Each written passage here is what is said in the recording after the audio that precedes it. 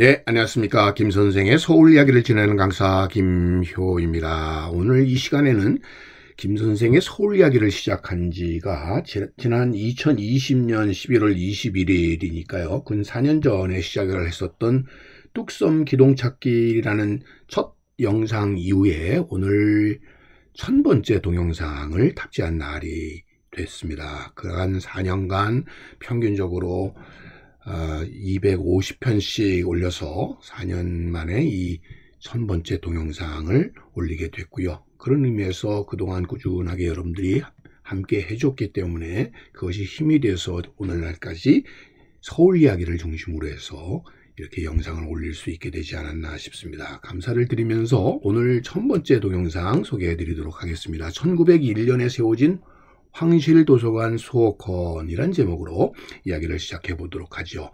오늘날은 중명전으로 우리에게 익숙한 이 수호컨은 처음에 황실도서관으로 세워지게 되었는데, 여러분들이 잘 아시다시피 우리나라의 이 궁중에 있었던 최초의 서양식 건물 중에 하나로 이 경궁 지역에 세워졌었던 황실도서관이 바로 이 수호컨이었다고 보시면 되겠고요. 1904년에 덕수궁이 불을 타면서 고종의 집무실인 편전과 외국 사절을 맞아들이는 아련실로 사용이 되게 되면서 중명전으로 이름을 바꿨다고 보시면 되겠습니다. 중명전이라는 것은 광명이 계속 이어져 그치지 않는 전각이라는 의미가 되겠습니다.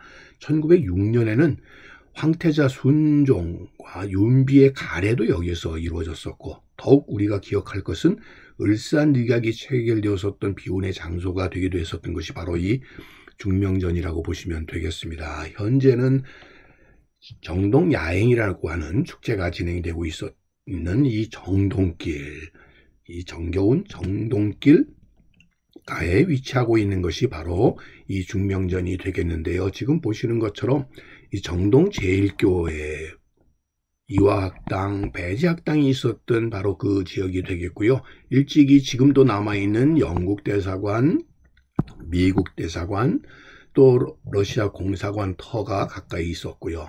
그 당시에 있었지만 지금은 없는 독일, 이탈리아, 프랑스 공사관이 있었던, 그래서 우리나라의 외교가들의 중심이 되었었던 바로 이 정동길에 위치하고 있었던 것이 바로 수호컨이었다고 보시면 되겠습니다. 그런 의미에서 미국 영사관을 끼고 있었던, 담 사이를 두고 있었던 것이 바로 수호컨이었다는 것을 알 수가 있는데요.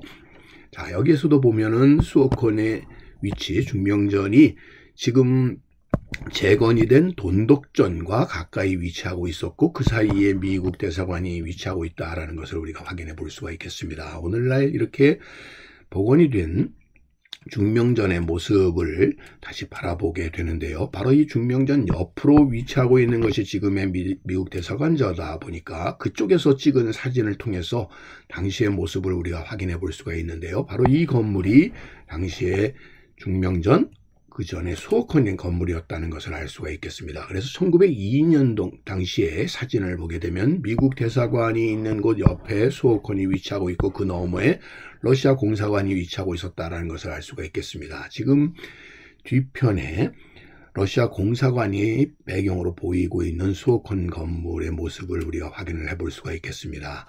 바로 이 건물은 경복궁의 궁궐 속의 궁궐이었었던 이 안쪽 깊이 건천궁이 위치하고 있었고, 바로 이 자리에 위치했었던 건물이 바로 이 최초의 양관으로 꼽히고 있는 경복궁의 관문각이 되겠는데요.